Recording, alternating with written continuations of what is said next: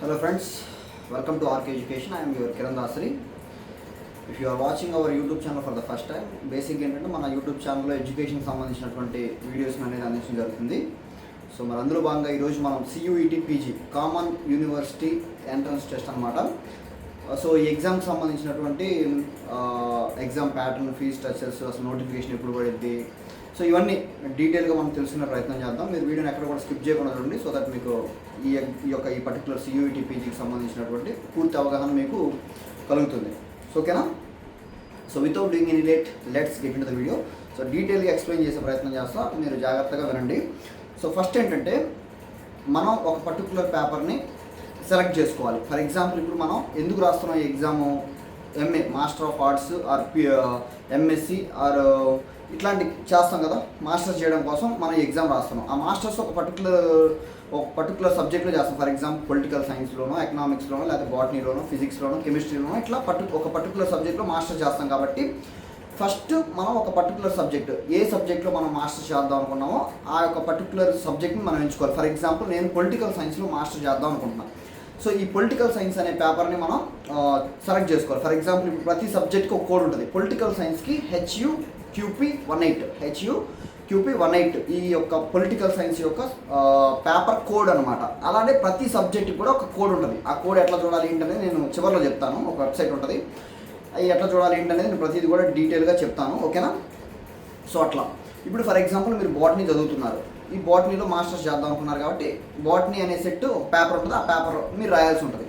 ఓకేనా? ఇప్పుడు ఆ పేపర్ని బేస్ చేసుకుని ఎగ్జామ్ ప్యాటర్న్ ఎలా ఉంటుంది, ఎన్ని మార్క్స్, ఎన్ని క్వశ్చన్స్ ఉంటాయి, ఎగ్జామ్ ఎట్లా రాయాలి, ఎంత టైం డ్యూరేషన్ ఉంటుంది అని డీటెయిల్గా చెప్తాం. ఇప్పుడు ఫర్ ఎగ్జాంపుల్ పొలిటికల్ సైన్స్ అనే పేపర్ రాస్తున్నా. ఈ పొలిటికల్ సైన్స్ అనే పేపర్కి రాయబోయే ముందు మనకి ఏంటంటే 75 క్వశ్చన్స్ ఉంటాయి. టోటల్ 75 క్వశ్చన్స్ ఉంటాయి. ఈ 75 క్వశ్చన్స్ ఈ పొలిటికల్ సైన్స్ అనే సబ్జెక్ట్లో నుంచే వస్తాయి. వాడు NTA, వాడు నేషనల్ టెస్టింగ్ ఏజెన్సీ, ఈ యొక్క CUET PGని కండక్ట్ చేస్తాడు ఎవ్రీ ఇయర్. వాడు సిలబస్ కూడా ఇస్తాడు. ఆ సిలబస్ ఎట్లా డౌన్లోడ్ చేసుకోవాలి ఏంటనేది కూడా నేను చెప్తాను, వీడియో చివరిలో చెప్తాను. ఓకేనా? సిలబస్ ఉంటుంది, ఆ పర్టికులర్ సబ్జెక్ట్ సిలబస్ ఉంటుంది, అది చూసుకోవాలి. అది చూసుకున్న తర్వాత ఏంటంటే టోటల్గా ఎగ్జామ్లో 75 క్వశ్చన్స్ వస్తాయి. ఈ CUET PG పొలిటికల్ సైన్స్ అనే పేపర్లో 75 క్వశ్చన్స్ వస్తాయి. ఏ సబ్జెక్ట్ అని తీసుకోండి, మీరు ఎకనామిక్స్ కానీ, బాటనీ కానీ, ఏ సబ్జెక్ట్ తీసుకున్నా ఒక్క పేపర్కి వచ్చేసరికి 75 క్వశ్చన్స్ ఉంటాయి. ఓకేనా? అది సో ఈ 75 క్వశ్చన్స్ ఏవైతే ఉన్నాయో ఇవి ఆల్ క్వశ్చన్స్ ఆర్ కంపల్సరీ. ప్రతి క్వశ్చన్ కూడా కంపల్సరీ, చాయిస్ అనేది ఇంకేం ఉండదు. ఓకేనా? నెక్స్ట్ వచ్చేసరికి ఎగ్జామ్ ఎట్లా ఉంటుందంటే MCQs, మల్టిపుల్ చాయిస్ క్వశ్చన్స్. అంటే ఒక క్వశ్చన్ పైన ఇస్తే కింద 4 ఆప్షన్లు ఇస్తాడు. సో ఇట్లా ఉంటుంది అనమాట, MCQs అనమాట. నెక్స్ట్ వచ్చేసరికి CBT, కంప్యూటర్ బేస్డ్ టెస్ట్. ఈ ఎగ్జామ్ ఆన్లైన్లో మీరు రాయాల్సి ఉంటుంది, కంప్యూటర్లో ఎగ్జామ్ రాయాల్సి ఉంటుంది. మిత్రులారా ఇది గుర్తుపెట్టుకోండి. నెక్స్ట్ వచ్చేసరికి సో మార్కింగ్ స్కీమ్, అంటే మార్కింగ్ క్రైటీరియా ఏ విధంగా ఉంటుందంటే, సో మీరు ఒక క్వశ్చన్ కరెక్ట్ పెడితే మీకు 4 మార్కులు వస్తాయి. ఓకేనా? ఒక క్వశ్చన్ మీరు కరెక్ట్ పెడితే 4 మార్కులు వస్తాయి. ఇఫ్ ఇన్ కేస్ మీరు ఒక క్వశ్చన్ రాంగ్ పెట్టారంటే -1 మార్కింగ్ ఉంటుంది. అంటే మీకు టోటల్ వచ్చిన స్కోర్లో నుంచి ఒక మార్క్ అనేది తీసేయడం జరుగుతుంది ఒకటి, ఇఫ్ ఇన్ కేస్ మీరు ఒకవేళ ఒక క్వశ్చన్ రాంగ్ పెడితే. ఓకేనా? సో దీన్ని బట్టి మీకు అర్థమైంది టోటల్ ఎన్ని మార్కులకి ఎగ్జామ్ ఉంటుంది అంటే 300 మార్కులకు ఉంటుంది. ఓకేనా? అంతే కదా, ఒక్క క్వశ్చన్ మీరు కరెక్ట్ పెడితే 4 మార్కులు వస్తాయి. 75 క్వశ్చన్స్ కదా, 75 × 4 300. ఓకేనా? సో అది ఇఫ్ ఇన్ కేస్ మీరు ఒక క్వశ్చన్కి ఆన్సర్ చేయలేదు, మీకు మార్కులు రావు, మార్కులు పోవు అనమాట. ఇంకా ఆ క్వశ్చన్ వదిలేయచ్చు. ఓకేనా?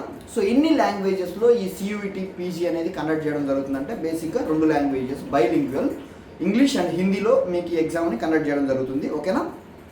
సో ఈ 75 క్వశ్చన్స్ అని చెప్పాను కదా, ఈ 75 క్వశ్చన్స్ మీరు చేయడం కోసం ఎగ్జామ్కి ఎంత టైం డ్యూరేషన్ ఇస్తాడు. టైం డ్యూరేషన్ వచ్చేసరికి 90 మినిట్స్. 90 మినిట్స్ అంటే మీరు చూసుకోండి, ఒక మినిట్కి 60 సెకండ్స్, 90 × 60 వచ్చేసరికి మనకి దాదాపుగా 5000 చిల్లర సెకండ్స్ వస్తాయి. సో ఒక క్వశ్చన్కి వచ్చేసరికి మీకు 72, ఒక క్వశ్చన్కి ఆన్సర్ చేయడానికి 72 సెకండ్స్ ఉంటాయి. సో బేసిక్ ఏంటంటే మనకి 75 క్వశ్చన్స్ ఉన్నాయి కదా, 90 మినిట్స్ అంటే దాదాపుగా 80 + ఒక 10, సో 15 మినిట్స్ ఉంటుంది. అది మీకు క్వశ్చన్ చూడటం అవన్నీ ఫస్ట్ ఉంటుంది కదా, కొంచెం మీరు ఎగ్జామ్ రాయబోయే ముందు కొంత ఇన్ఫర్మేషన్ చదవాలి, రాయాలి, రకరకాలు ఉంటాయి కాబట్టి దీనికి టైం సరిపోద్ది. యావరేజ్గా ఒక్క క్వశ్చన్కి 1 మినిట్ ఉంటుందని అనుకోండి. ఓకేనా? అది అర్థమైంది కదా, 90 మినిట్స్ టైం డ్యూరేషన్. నెక్స్ట్ వచ్చేసరికి ఎడ్యుకేషనల్ క్వాలిఫికేషన్. అసలు ఈ ఎగ్జామ్ రాయాలి అంటే, ఎగ్జామ్కి అప్లికేషన్ చేయాలంటే what is the educational qualification అంటే ఏంటి చూసినట్లయితే, bachelor degree from any recognised university with at least 50% marks aggregate. So మీకు ఒక 50% మార్క్స్తో మీరు మీ యొక్క bachelor degree any recognised university నుంచి పాస్ అయితే సరిపోయింది. ఇంకా ఎస్సీ ఎస్టీ అయితే 45% ఉన్నా కూడా సరిపోయింది. ఇది ఏంటంటే యూనివర్సిటీ టు యూనివర్సిటీ కూడా కొంత చేంజ్ అయ్యింది. సో ఏదైనా కూడా 50% మార్క్స్ మీరు పెట్టుకోండి, ఓకేనా. ఓకే, నెక్స్ట్ టోటల్ మార్క్స్ ఇందాకలే చెప్పాను 300 మార్క్స్కి ఇది టోటల్ కండక్ట్ చేయడం జరుగుతుంది ఒక paper. Okay, next final year students ఉంటారు కదా, బ్యాచులర్ డిగ్రీ చదువుతున్నటువంటి స్టూడెంట్స్, ఫైనల్ ఇయర్ స్టూడెంట్స్ కూడా ఈ ఎగ్జామ్ రాయొచ్చు. Students appearing for their final year of the graduation are also eligible to apply. So final year students ఎవరైతే ఉంటారో వారు కూడా అప్లై చేయడానికి ఎలిజిబిలిటీ ఉంటుంది. నెక్స్ట్ ఏజ్ లిమిట్ ఎంత?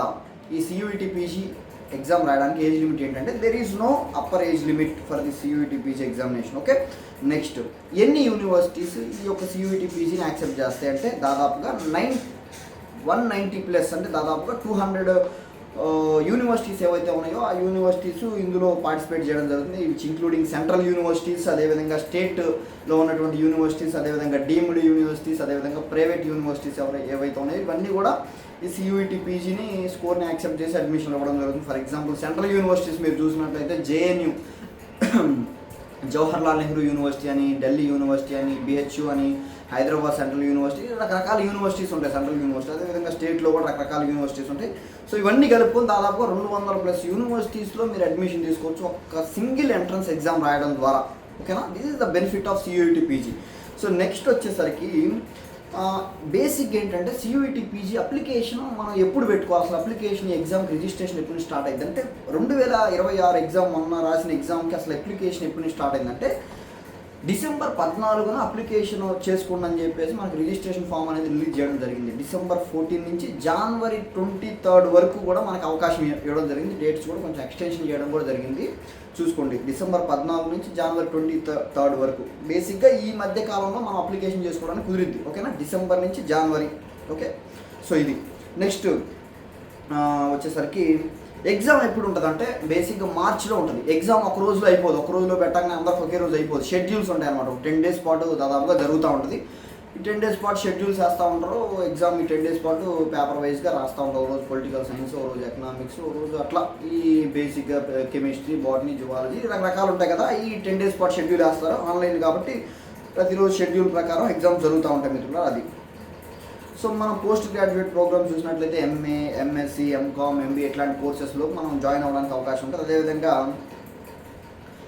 సో నెక్స్ట్ వచ్చేసరికి ఒకసారి మనం ఫీజు స్ట్రక్చరు ఎగ్జామ్ మనం అప్లికేషన్ చేసుకున్నాం కదా మిత్రులారా, అప్లికేషన్ చేసుకునేటప్పుడు ఫీజు స్ట్రక్చరు ఎట్లా ఉంటుంది ఏంటి అనేది కూడా మనం చూద్దాం. సో బేసిక్ ఏంటంటే బేసిక్ ఫీజు అనేది ఒకటి ఉంటుంది. ఈ బేసిక్ ఫీజు ఏంటంటే మీ కేటగిరీ వైజ్గా అంటే క్యాస్ట్ కేటగిరీ వైజ్గా నేను ఎక్స్ప్లెయిన్ చేస్తాను. ఈ బేసిక్ ఫీజు మీరు కట్టుకొని 2 పేపర్స్కి మీరు అప్లికేషన్ చేయొచ్చు. ఇందాక స్టార్టింగ్లో చెప్పా పొలిటికల్ సైన్స్ అనే పేపర్ రాసుకోవచ్చు. దాంతోపాటుగా మీరు మీ ఇష్టం ఎకనామిక్స్ రాస్తారా, ఓకే. ఈ 2 పేపర్లు కలిపి బేసిక్ ఫీజు కట్టుకొని మళ్ళీ అర్థం చేసుకోండి, బేసిక్ ఫీజు కట్టి 2 పేపర్లకి అప్లై చేసుకోవచ్చు. ఒక పేపర్కి చేసుకోవచ్చు అంటే ఒక పేపర్ కూడా చేసుకోవచ్చు. సో ఇక 2 పేపర్ల కంటే మీరు ఎక్కువ రాయాలి అని అంటే మ్యాక్సిమం 4 పేపర్స్ రాసుకోవచ్చు, ఓకేనా. ఇంకా 2 పేపర్ల కంటే మీరు ఎక్కువ రాయాలంటే ఒక్కొక్క పేపర్కి ఎక్స్ట్రా ఫీజు పే చేయాల్సి ఉంటుంది. ఆ ఎక్స్ట్రా ఫీ కూడా ఎంత పే చేయాలి కేటగిరీ వైజ్గా నేను ఎక్స్ప్లెయిన్ చేసే ప్రయత్నం చేస్తాను మిత్రులారా. మీరు ఎక్కడ కూడా కన్ఫ్యూజ్ అవ్వాల్సిన పని లేదు, ఓకే. సో ఇకపోతే జనరల్ కేటగిరీ ఓసీస్ ఎవరైతే ఉంటారో, జనరల్ కేటగిరీస్ ఎవరైతే ఉంటారో వారు 1400 రూపాయలు ఈ రిజిస్ట్రేషన్ ఫీజు కట్టాలి. 1400 రూపాయలు కట్టి ఎన్ని పేపర్స్ రాయొచ్చు చెప్పాలి మీరు ఆన్సర్. 2 పేపర్లు రాయొచ్చు, అది మీ ఇష్టం. పొలిటికల్ సైన్స్ రాస్తారా, ఎకనామిక్స్ రాస్తారా, హిస్టరీ రాస్తారా, పొలిటికల్ సైన్స్ రాస్తారా, బాటనీ రాస్తారా, కెమిస్ట్రీ రాస్తారా, ఫిజిక్స్ రాస్తారా, మ్యాథమెటిక్స్ రాస్తారా, మీ ఇష్టం. 2 పేపర్లు రాసుకోవచ్చు. 1400 ఫీజు కట్టుకుని ఎవరికి? జనరల్ వారికి. ఈ 2 పేపర్ల కంటే ఎక్స్ట్రా రాయాలనుకుంటున్నాడు, 3 పేపర్లు రాయాలనుకుంటున్నాడు. ఆ ఎక్స్ట్రా పేపర్కి ఎంత పే చేయాలంటే 700 రూపాయలు పే చేయాల్సి ఉంటుంది, ఓకేనా, ఫర్ జనరల్ క్యాండిడేట్స్. అర్థమైందా మిత్రులారా? అర్థమైంది అనుకున్నా. అర్థమైతే ఒక చిన్న లైక్ కొట్టండి. సో నెక్స్ట్ వచ్చేసరికి general EWS economically weaker section OBC non creamy layer OBC NCL అంటాం కదా, వీరు ఎంత కట్టాలంటే 1200 రూపాయలు కట్టాలి. జనరల్ EWS OBC NCL, ఓకేనా, వీరు 1200 రూపాయలు కట్టాలి. అప్ టు 2 పేపర్లకు 1200 రూపాయలు. ఎక్స్ట్రా ఏదైనా పేపర్ రాయాలనుకుంటే 600 రూపాయలు కట్టాలి, ఓకే. నెక్స్ట్ SC ST అదేవిధంగా థర్డ్ జెండర్ ఎవరైతే ఉంటారో వారు 1100 రూపాయలు కట్టాలి. ఈ 1100 రూపాయలతో ఎన్ని పేపర్లు రాయొచ్చు? 2 పేపర్లు రాయొచ్చు. ఒక పేపర్ కావాలంటే ఒక పేపర్ అప్లికేషన్ చేసుకొని రాయొచ్చు. ఓకే. నెక్స్ట్ మరి ఎక్స్ట్రా పేపర్ ఏమైనా రాయాలనుకున్నాడు ఈ ఎస్సీ ఎస్టీ థర్డ్ జెండర్ కేటగిరీకి సంబంధించినటువంటి స్టూడెంట్స్ ఎక్స్ట్రా పేపర్ ఏదైనా రాయాలనుకున్నప్పుడు 600 రూపాయలు కట్టాలి. ఓకే, అది. నెక్స్ట్ పీడబ్ల్యూడి వచ్చేసరికి వారు 1000 రూపాయలు ఫీజు కట్టాలి. 1000 రూపాయలతో 2 పేపర్లు రాసుకోవచ్చు. ఇంకా ఎక్స్ట్రా ఏదైనా రాయాలంటే 600 కట్టాలి. నెక్స్ట్ వచ్చేసరికి అవుట్ సైడ్ ఇండియా ఫారినర్స్ ఎవరైతే ఉంటారో వారు దాదాపుగా 6000 రూపాయలు ఫీజు కట్టాల్సి ఉంటుంది. ఏమైనా ఎక్స్ట్రా పేపర్ రాయాలి అనుకుంటే 1500 రూపాయలు వారు పే చేయాల్సి ఉంటుంది. This is all about CUET PG మిత్రులారా. మీకు ఏదైనా డౌట్స్ ఉన్నా ఓకే. ఇంకో విషయం, నేను ఇంపార్టెంట్ విషయం ఏం చెప్పాలనుకున్నానంటే, వెబ్సైట్ ఉంటుంది మిత్రులారా, CUET పీజీ అని చెప్పేసి ఒక వెబ్సైట్ ఉంటుంది. ఆ వెబ్సైట్ని మీరు విజిట్ చేస్తే మీకు అందులో యూనివర్సిటీస్, నేను ఇందాక చెప్పా ఒక్కొక్క పేపర్కి ఒక్కొక్క కోడ్ ఉంటుంది అని చెప్పా. సైన్స్ స్ట్రీమ్కి, హ్యుమానిటీస్కి, నెక్స్ట్కి రకరకాలు ఉంటాయి. వాటికి ఏ కోడ్స్ ఉంటాయని అర్థమైంది. అదేవిధంగా syllabus is very very important. ప్రతి సబ్జెక్ట్ సిలబస్ ఉంటుంది కదా, అది కూడా ఆ CUET పీజీ వెబ్సైట్ నుంచి డౌన్లోడ్ చేసుకోవచ్చు. అది. నెక్స్ట్ వచ్చేసరికి యూనివర్సిటీస్ గురించి చెప్పాను కదా, అది. ఇంకా మీకు ఏదైనా ఈ ఎగ్జామ్ సంబంధించి ఏ ఇన్ఫర్మేషన్ కావాలన్నా మీరు ఆ వెబ్సైట్ని మీరు లాగిన్ అయితే మీకు ప్రతి ఇన్ఫర్మేషన్ తెలిసిద్ది. ఇఫ్ ఇన్ కేస్ మీకు అర్థం కాకపోతే నేను ఒక వీడియో సపరేట్గా ఈ మీరు చూస్తున్నటువంటి ఈ పర్టికులర్ వీడియో డిస్క్రిప్షన్లో ఇస్తా. ఆ వీడియోలో మీరు 9 నిమిషాల 39 సెకండ్లకి వెళ్ళండి. వీడియోని పాజ్ చేసుకోండి. ఈ వీడియో కాదు, నేను డిస్క్రిప్షన్లో పెట్టే వీడియో ఏదైతే ఉన్నదో ఆ వీడియోలో 9 నిమిషాల 39 సెకండ్లకి వీడియో పాజ్ చేసుకుని అక్కడి నుంచి ఆ 9 నిమిషాల 39 సెకండ్ల నుంచి వెబ్సైట్ ఎట్లా ఓపెన్ చేయాలి, ఆ వెబ్సైట్లో మీకు కావాల్సిన ఇన్ఫర్మేషన్ అంతా ఎట్లా గ్యాదర్ చేసుకోవాలని డీటెయిల్గా ఎక్స్ప్లెయిన్ చేశాను. ఓకేనా? సో మీరు విజిట్ చేసి చూసుకోండి, మీకు క్లారిటీ వస్తుంది ఫుల్గా. సిలబస్ కానీ చాలామంది కన్ఫ్యూజ్ అవుతున్నారు, చాలామంది స్టూడెంట్ నాకు అర్థమవుతుంది. ప్రతిదీ కూడా డీటెయిల్గా ఉంటుంది. ఓకేనా మిత్రులారా? సో ఇక ఎట్లా ప్రిపేర్ అవ్వాలి, అసలు ఈ ప్రిపరేషన్ ఎట్లా కొనసాగించాలి, బుక్స్ ఏంటి అనేది మీరు యూట్యూబ్లో సెర్చ్ చేస్తే there are lot of YouTube channels which will provide about CUET PG. వాళ్ళు క్లాసెస్ కూడా చెప్తా ఉన్నారు. మీరు కొంచెం మీ టైం స్పెండ్ చేసి మీరు చేయగలిగితే ఆ క్లాసెస్ అన్నీ కూడా మీ దాకా వస్తాయి. యూట్యూబ్లో ఫ్రీ క్లాసెస్ కూడా ఉన్నాయి. ఓకేనా? సో ఇక ఏదైనా కూడా మీకు ఈ CUET పీజీ యూజీల గురించి ఏ డౌట్ ఉన్నా కూడా కింద కామెంట్ సెక్షన్లో కామెంట్ చేయండి. నేను సపరేట్గా వీడియోలు చేసే ప్రయత్నం చేస్తాను మిత్రులారా. సో అది ఇంకా నేను మ్యాక్సిమం మెయిన్ ఇంపార్టెంట్ చెప్పాను. సింపుల్గా 75 క్వశ్చన్లు ఉంటుంది. ప్రతి సంవత్సరానికి ఒకసారి జరిగింది. ఒక క్వశ్చన్ కరెక్ట్ పెడితే 4 మార్కులు, ఒక క్వశ్చన్ ఇన్కరెక్ట్ పెడితే -1 ఉంటుంది. సో ఇంగ్లీష్, హిందీలో ఎగ్జామ్ ఉంటుంది. మ్యాక్సిమం ఒక్కొక్క పేపర్ 300 మార్కులు కండక్ట్ చేయడం జరుగుతుంది. సో ఎడ్యుకేషన్ క్వాలిఫికేషన్ వచ్చేసరికి ఎనీ రికగ్నైజ్డ్ యూనివర్సిటీ నుంచి బ్యాచిలర్ డిగ్రీ పాస్ అవ్వాలని చెప్పేసాను. ఫీజ్ స్ట్రక్చర్ గురించి ఎక్స్ప్లెయిన్ చేసి మ్యాక్సిమం మెయిన్ ఇంపార్టెంట్ ఏం పెట్టాను అనమాట. మీకు ఇంకేదైనా డౌట్ ఉన్నా కూడా కింద కామెంట్ సెక్షన్ కామెంట్ చేయండి మిత్రులారా. ఇంకో వీడియోతో మీ ముందు ఉంటాను. అంతవరకు bye. I'm your Kiran Das. Thank you.